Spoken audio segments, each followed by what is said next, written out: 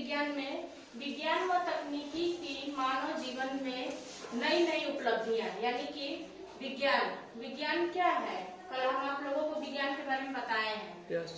यानी कोई भी ज्ञान जब क्रमबद्ध तरीके से और सुसंगठित ढंग से रहता है उसे ही हम क्या कहते हैं, विज्ञान।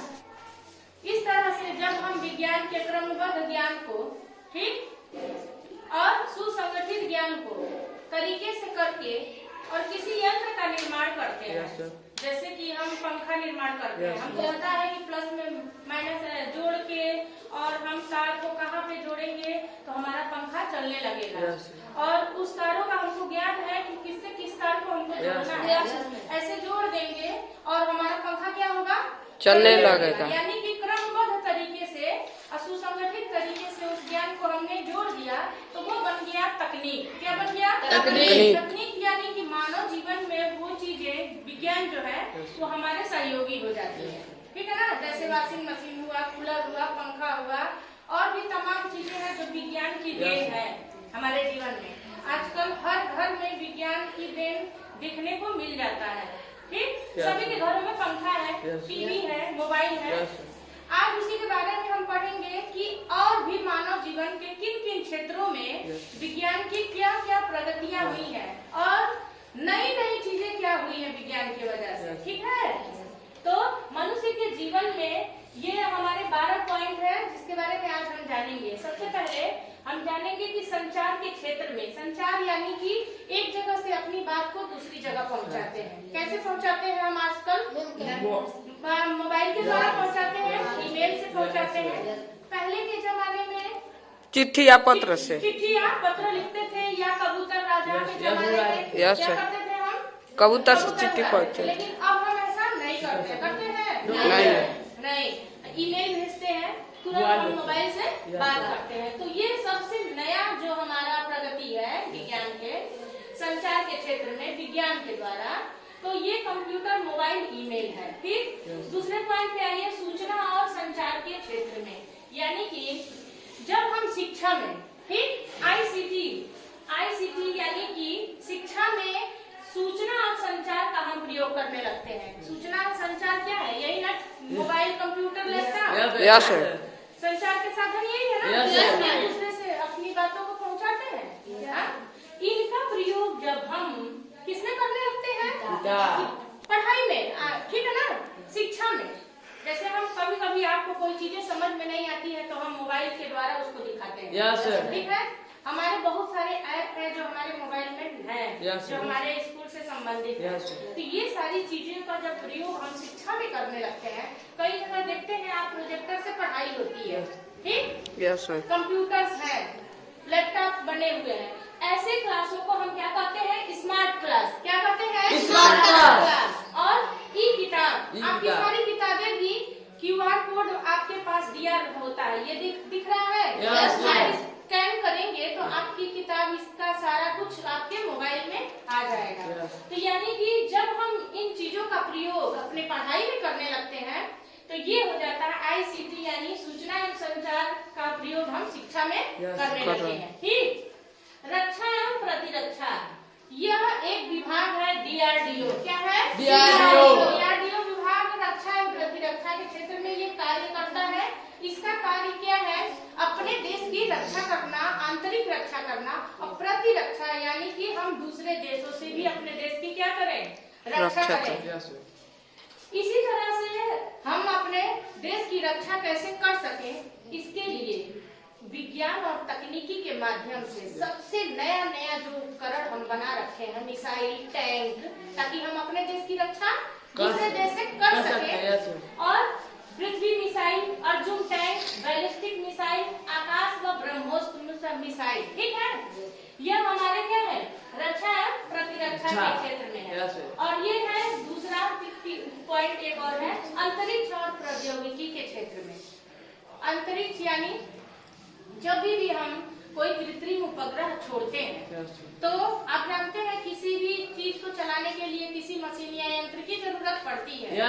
वो मशीन अब हमारा ये है GSLV, ठीक, क्या है, GSLV, जो कि निर्माण किया गया है इसरो। इसरो क्या है, भारत की अंतरिक्ष अंतरिक्ष अनुसंधान संगठन है ये, जहाँ पे हम क्या करते हैं, यहाँ से उपग्रहों को, कृत्रिम उपग्रहों को हम भेजते हैं और यहाँ से हमको मौसम की जानकारी, ठीक, जितने भी टीवी के रेडियो के प्रसारण होते हैं वो सारी जानकारियाँ, चक्रवात की, आंधी की, ओला की, ये सारी जानकारियाँ हमको उपग्रहों के माध्यम से मिलती है।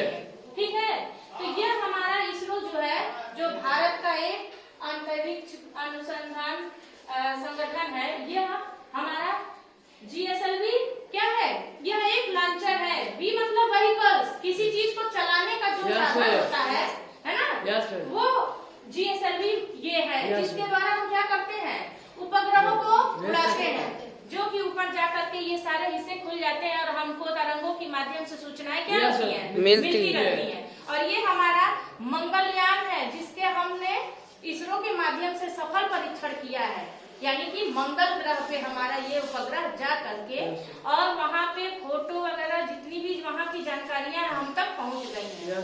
ठीक, पृथ्वी के बाद अगर कहीं जीवन संभव है तो वो कहाँ पे है, मंगल ग्रह, ठीक है ना, क्योंकि वहाँ पे कुछ न कुछ अनुकूल वातावरण है पृथ्वी के अकॉर्डिंग और जीवन के रहने लायक, ठीक है ना, मनुष्यों के रहने लायक। और ये हमारा ब्रह्मोस बैलिस्टिक मिसाइल है, जो कि रक्षा और प्रतिरक्षा के क्षेत्र में काम करता है। ठीक है, समझ में आ रहा है सबको? हाँ, समझ में आ रहा है, यानी कि रक्षा प्रतिरक्षा के क्षेत्र में ये सारे मिसाइलें काम करती हैं। अंतरिक्ष के क्षेत्र में ये इस GSLV मॉडल, जिसको हम क्या करते हैं, उपग्रह को छोड़ते हैं, ठीक है ना। अब चिकित्सा के क्षेत्र में आप जानते हैं, पहले हम आयुर्वेदिक चिकित्सा के माध्यम से क्या करते थे, अपना इलाज करते थे, कई महीने लग जाते थे इलाज में, जांच में होता था ना। अब क्या है, हमारे पास बहुत सारे उपकरण है जो कि विज्ञान और तकनीकी की देन है ना। Endoscopy, scanner, angiography, radiography, sonography, ये सब नए नए तकनीक है जिससे हम अपनी बीमारियों का पता कम समय में लगा लेते हैं, ठीक है ना। ये नवीनतम उपलब्धियां हैं विज्ञान की। और देखिए, कृषि के क्षेत्र में आप जानते हैं आजकल खेतों में कटाई चल रही है। कुछ लोगों के खेत में कैसे गेहूँ काटा जा रहा है, कंपाइन द्वारा, कंपाइन से, ठीक है ना। कई तरह की मशीनरियाँ आजकल आ गई हैं, जिससे हमारा खेत का काम भी क्या होता है, आसान हो जा रहा है। जब ऐसे यंत्रों का प्रयोग और तरह तरह के खाद और नवीनतम बीजों का उन्नत बीज हम डालते हैं, अच्छा बीज, अच्छी फसल हो, ये सब भी रासायनिक क्रिया से गुजर करके हम तक पहुंचता है। तो यानी कि कृषि के क्षेत्र में जब इस तरह की क्रांति आती है तो इसे हम क्या कहते हैं, हरित क्रांति। क्या कहते हैं, हरित क्रांति। और हम अपने खेतों में भी कई तरह के केमिकल्स, रासायनिक खाद डालते हैं ताकि हमारा खेत, हरी खाद डालते हैं जिससे हमारे, और नीली क्रांति, हाँ बताइए, जल्दी बताइए, मत्स्य पालन से संबंधित है नीली क्रांति, मछली पालन से। और श्वेत क्रांति दूध उत्पादन से संबंधित है। अब चलिए, परिवहन के क्षेत्र में विज्ञान और तकनीकी के नए नए क्या क्या चीज इस समय, सबसे आपको इस समय परिवहन में सबसे नया साधन कौन सा देखने, ई रिक्शा देखने को मिल रहा है ना, कम प्रदूषण हो रहा है। ऐसे ही एक है CNG gas, mono train, bullet train, metro train, ये सब भी नए नए हैं, विज्ञान की देन है। अब जाइए विनिर्माण के क्षेत्र में, यानी कि कंपनियां हमसे कच्चा माल लेती हैं। आप जानते हो सूती कपड़ा कैसे बनता है, पेड़ से, कपास से बनता है। तो कपास से हम कपड़ा पहन सकते हैं, नहीं मैं, कच्चा माल हम देंगे, उसे हम कच्चा माल कहेंगे, फिर उससे क्या बन के आता है, कपड़ा बनकर। तो ये कंपनियों में जा करके हमें देना पड़ता है, हम तक फिर माल तैयार होकर के मिलता है। ठीक, यह भी क्या है, विज्ञान और तकनीकी की ही देन है। सभी तो फैक्ट्रियाँ बनाती हैं, मशीनरियाँ काम करती हैं। अब देखिए, उद्योगों के क्षेत्र में जितने भी कपड़े बन रहा है सब मशीन के द्वारा बन रहा है, नहीं बनता है। और सीमेंट किस चीज से बनता है, पत्थर या गिट्टी से, पत्थर गिट्टी, पत्थर गिट्टी को पीस के और भी कुछ पड़ता है, केमिकल पड़ता है, तभी तो वो जुड़ने वाला हो जाता है। तो विज्ञान के कारण और रासायनिक क्रिया के द्वारा करते हैं। और जितने भी रत्न आभूषण जेवर ये सब भी उद्योगों में बनते हैं, तरह तरह के डिजाइन मॉडल। और देखिए ऊर्जा के क्षेत्र में, ऊर्जा यानी कि काम करने की ताकत। सबसे बड़ा ऊर्जा का स्रोत कौन सा है? हाँ बोलिए। सूर्य। तो सूर्य की ऊर्जा को जब हम ले लेते हैं और उसी ऊर्जा से हम क्या करते हैं? विद्युत उत्पादन करते हैं। तो उससे हम कौन सा कहते हैं? सौर ऊर्जा। क्या कहते हैं? सौर ऊर्जा। धूप में हम क्या करते हैं? चार्ज करते हैं। धूप की किरणों से ये चार्ज हो जाता है और उसकी पावर एनर्जी ऊर्जा को लेता है और हमको रात में क्या देता है? प्रकाश और लाइट देता है। ठीक है ना? इसी तरह से देखिए ये सारे चीज रखे हुए हैं जो क्या है? विज्ञान और तकनीकी के देन है। और इसी तरह से जहाँ पे बहुत हवाएं चलती हैं, पवन की ऊर्जा को लेकर के हम क्या बनाते हैं? बिजली या विद्युत का उत्पादन करते हैं। और आप जान रहे हैं जल से तो ऊर्जा का उत्पादन हम करते हैं। क्या बनता है? विद्युत का उत्पादन करते हैं। अब आइए व्यापार व वाणिज्य। आप जानते हैं आजकल लोग दुकानों पे कम जाते हैं, सामान खरीद लेते हैं। कहाँ से? फ्लिपकार्ट से। हाँ फ्लिपकार्ट से। और कहाँ से? अमेज़न से। तो यानी कि ऐसी कंपनियां जो ऑनलाइन खरीदारी करते हैं हम उसको हम ई कॉमर्स कंपनियां कहते हैं। ठीक है ना? ऑनलाइन हम क्या करते हैं? सामान को खरीदते हैं और जब जाते हैं दुकानों पे तो आप देखते हैं एक इतना बड़ा सा मशीन रखा रहता है। वो कौन सा मशीन है? हाँ बताइए, जल्दी बताइए।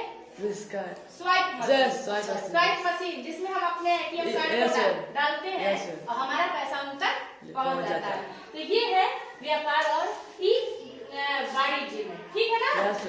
अब आइए आखिरी पॉइंट पे, ई गवर्नेंस के क्षेत्र में। यहाँ पे भी विज्ञान और तकनीकी हमारा बहुत ही आगे बढ़ चुका है। अब हमको अपना फार्म भरने के लिए, आधार कार्ड बनाने के लिए, किसी भी चीज को करने के लिए ऑफिस जाने की जरूरत नहीं है। मोबाइल में ही क्या करते हैं? देखो ऊर्जा के स्रोत कौन से हैं? दो। पूरी पृथ्वी पे ऊर्जा के दो स्रोत होते हैं, नवीकरण और अनवीकरण। नवीकरण वो जो रोज हमें नए प्राप्त होते हैं, जैसे कि सूर्य की रोशनी, हवा, पानी, वायु, वन, ये सब क्या होते हैं? प्रतिदिन नए बनते रहते हैं, हमें रोज नए मिल जाते हैं, कभी खत्म नहीं होता और सीमित है। लेकिन अनवीकरण के स्रोत सीमित भी हैं और एक बार खत्म होने के बाद पुनः दोबारा प्राप्त नहीं होते हैं। जैसे कि गाड़ियों में पेट्रोल जल गया, पुनः प्राप्त हुआ? नहीं प्राप्त होगा। कोयला जलाने के बाद पुनः प्राप्त होगा? नहीं। रसोई गैस जो हम खाना बनाते हैं, सिलेंडर का गैस खत्म होने के बाद मिलता है पुनः? दोबारा भराना पड़ता है ना? और इसी तरह मिट्टी का तेल, केरोसिन ऑयल, ये भी क्या हो जाता है? खत्म होने के बाद पुनः प्राप्त नहीं होता है। इसका सीमित भंडार है। और यह एक बार खत्म होने के बाद पुनः प्राप्त नहीं होता है। अब आइए ये उद्योगों के बारे में। VALCO, वाल्को, HINDAL हिंडल्को और नाल्को, ये सब तीनों एल्युमिनियम उद्योग के कारखाने हैं। ठीक है? और ONGC और OIL यह किसके कारखाने हैं? पेट्रोलियम